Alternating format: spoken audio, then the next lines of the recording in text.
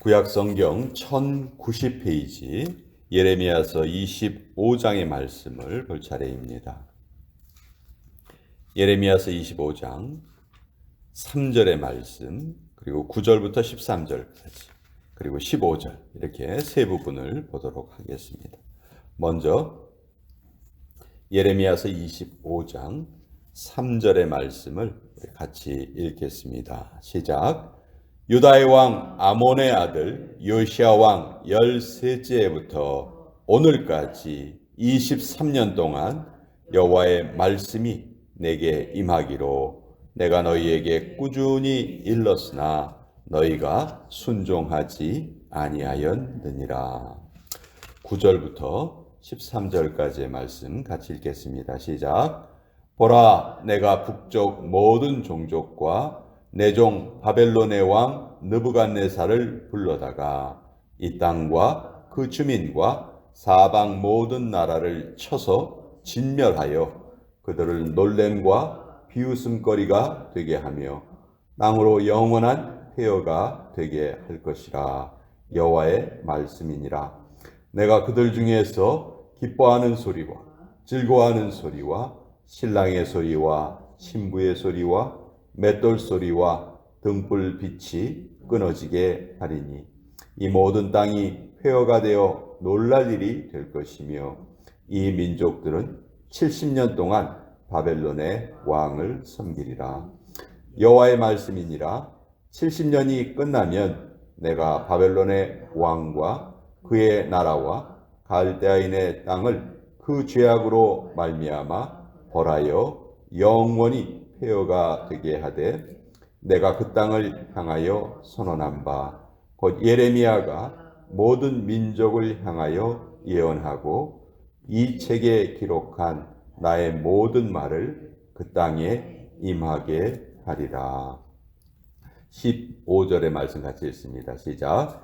이스라엘의 하나님 여호와께서 이같이 내게 이르시되 너는 내 손에서 이 진노의 술잔을 받아가지고 내가 너를 보내는 바 그 모든 나라로 하여금 마시게 하라. 하나님의 말씀입니다. 아멘. 자, 예레미야 선지자, 또 우리가 잘 아는 다니엘 총리, 그리고 에스겔 선지자, 이 세 사람은 동시대에 살았던 사람입니다. 같은 시대에 활동을 했어요.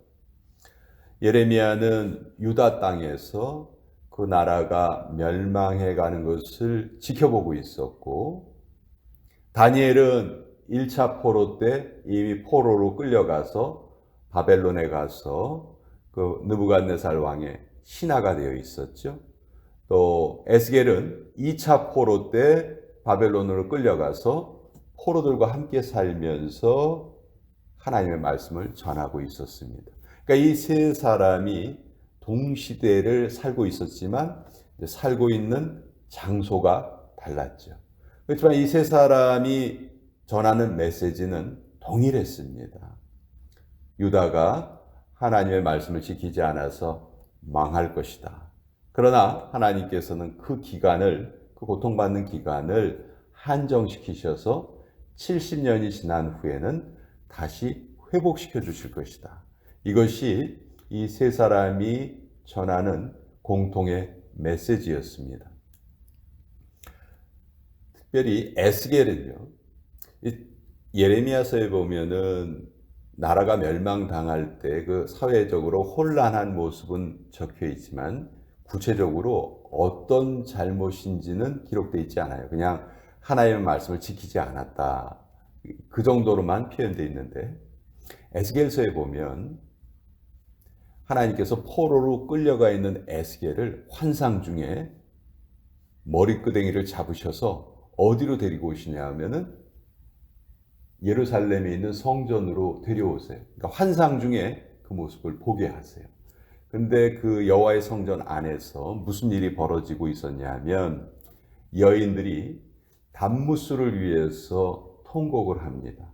단무스는 바벨론의 그 신이에요. 그러니까 이방 신이에요.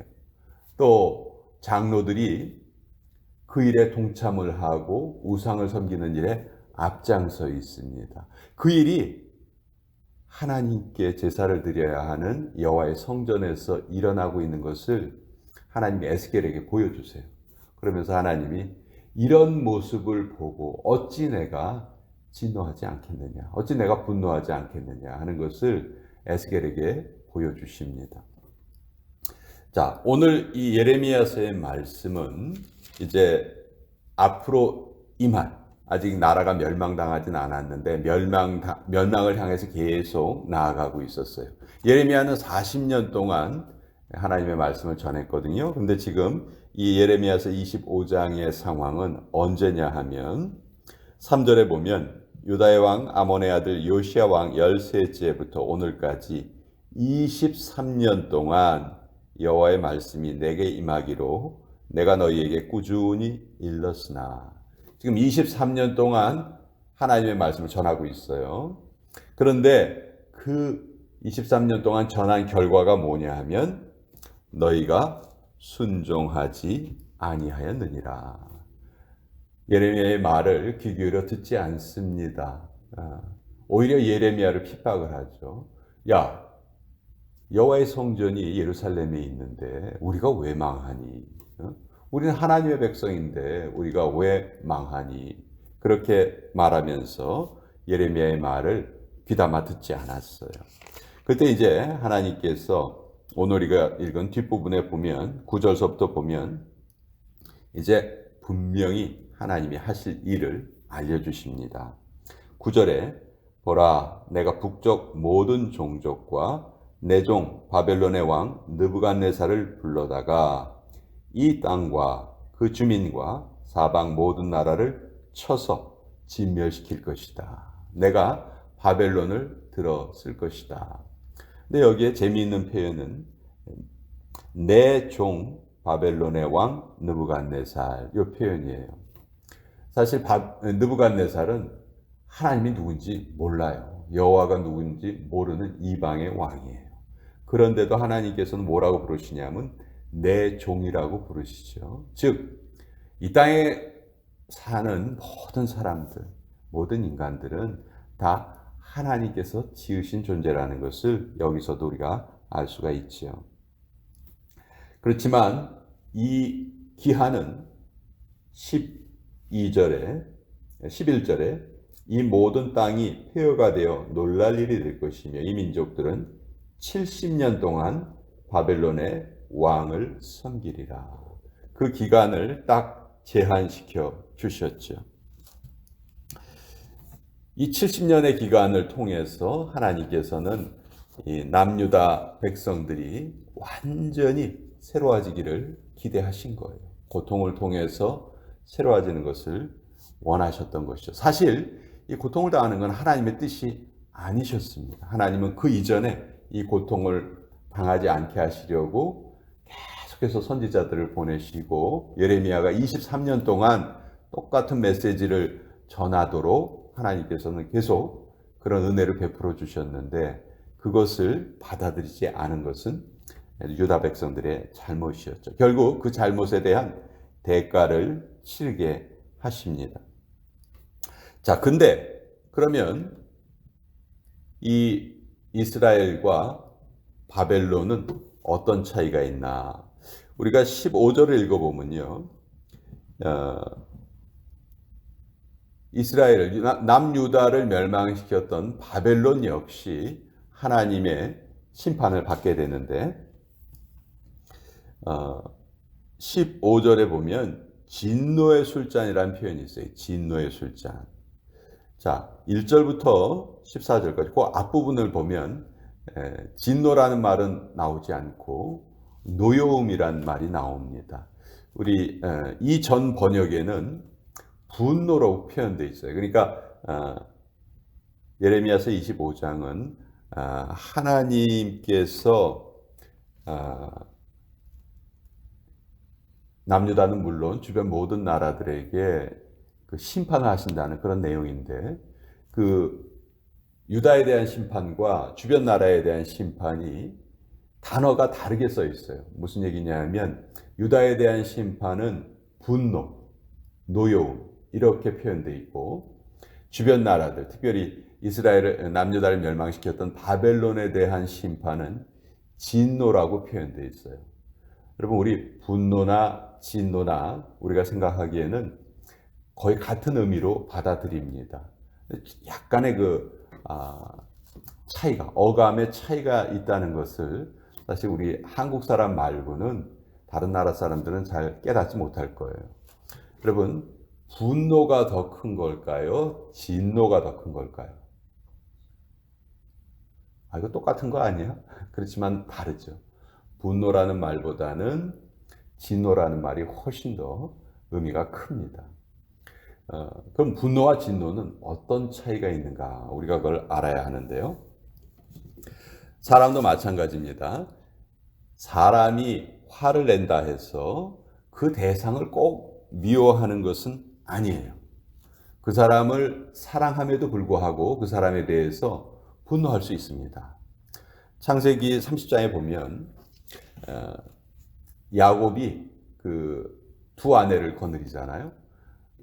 레아와 라헬을 거느리는데 언니 레아는 자녀를 계속 낳아요. 근데 라헬은 아이를 못 낳죠. 마지막에 나중에 아이를 낳죠. 그러니까 라헬이 야곱에게 찾아와서 막 떼를 씁니다. 나로 하여금 아이를 낳게 하여라. 막 야곱에게 떼를 써요. 그때 야곱이 라헬에게 뭐라고 말을 하냐면 창세기 30장 2절에 야곱이 라헬에게 성을 내어 이르되 그대를 임신하지 못하게 하시는 하나님이시니 내가 하나님을 대신하겠느냐. 근데 여기에 보면 야곱이 그 사랑하는 그 라헬에게 성을 냅니다. 분노를 해요. 분노. 사랑하는 아내를 향해서 성을 내요. 그러니까 성을 낸다는 것이 미움의 표시는 아니에요. 우리들이 하나님의 자녀들이죠. 하나님의 자녀들이 잘못할 때, 말씀을 거역하고 불순종할 때 하나님 우리에게 분노하세요. 분노.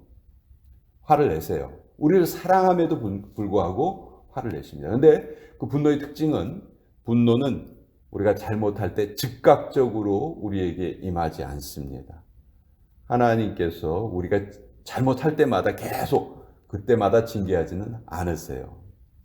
그렇지만 그것이 계속해서 쌓이면은 언젠가는 큰 벌을 내리시겠죠. 유다에게 하나님이 벌을 내리신 것이 바로 이 분노의 표현입니다. 근데 그 분노가 기간이 정해져 있죠. 70년. 70년이라는 기한이 정해져 있어요. 근데 진노는 달라요. 분노는 사랑하는 대상에 대해서 어떤 기간이 정해져 있는 것이 분노인데, 반면에 진노는 완전히 다릅니다. 소돔과 고모라의 멸망은 하나님의 진노입니다. 그건 하나님의 분노가 아니에요. 하나님의 진노예요. 그러니까 유다의 멸망은 하나님의 분노. 그렇기 때문에 다시 회복이 됩니다. 기간도 정해져 있고. 그렇지만 하나님의 진노, 소돔과 고모라에 대한 하나님의 진노는 이것은 최종적인 심판이었죠. 소돔과 고모라는 회복하지 못하고 역사에서 사라져 버렸죠. 자, 이것을 우리 사람에게 적용을 하면 이 땅에 사는 모든 사람들, 신자든지 불신자든지 동일한 공통점이 있어요. 그것은 우리나 하나님을 믿는 사람이나 믿지 않는 사람이나 다 애초에 진노의 대상이었어요. 멸망의 대상이었습니다. 그렇지만 우리 하나님을 믿는 사람들은 우리가 마셔야 되는 그 진노의 잔을 예수님께서 대신 마셔 주신 것이고, 불신자들은 그 진노의 잔을 자기가 스스로 마셔야 한다는 그 차이점이 있는 것이죠. 이것이 복음이고 이것이 우리가 믿는 하나님의 은혜인 것이죠. 내가 마셔야 할 진노의 잔을 예수님께서 대신 마시시고 나 대신 돌아가셨다가 이제 그 사망의 권세를 깨치고 승리하셨다. 그래서 나 역시 예수님을 통해서 이 진노에서, 하나님의 진노에서 온전히 벗어나게 되었다. 이것이 이것이 우리 하나님의 백성들이 누리는 기쁨이죠. 이걸 알지 못하는 자들은, 하나님을 알지 못하고 예수님을 알지 못하는 자는 하나님께서 내리실 그 진노의 잔을 결국은 자기가 마셔야 합니다. 그리고 그것은 하나님의 심판으로 나타나는 것이죠. 그래서 구약 성경이나 신약 성경이나 수많은 나라들이 새로 생기기도 하고 멸망하기도 하고, 그렇지만 하나님을 믿는 사람들의 그 나라는 망하는 것처럼 보여도 다시 계속되고, 오늘도 이 땅에 우리 하나님을 믿는 사람들이 살고 있죠. 또 계속해서 우리의 믿음이 이어져 갈 것입니다. 그렇지만 하나님을 믿지 않는 사람들은 결국 진노의 대상이 될 뿐이다. 우리는 진노의 대상이 아닌 분노의 대상이다. 그렇지만 우리 역시 하나님을 경멸히 여기고 계속해서 우리의 잘못이 지속이 된다면 우리도 결국은 하나님의 심판을 받게 된다. 그것을 오늘 예레미야서를 통해서 같이 또 나누어 보았습니다. 자, 오늘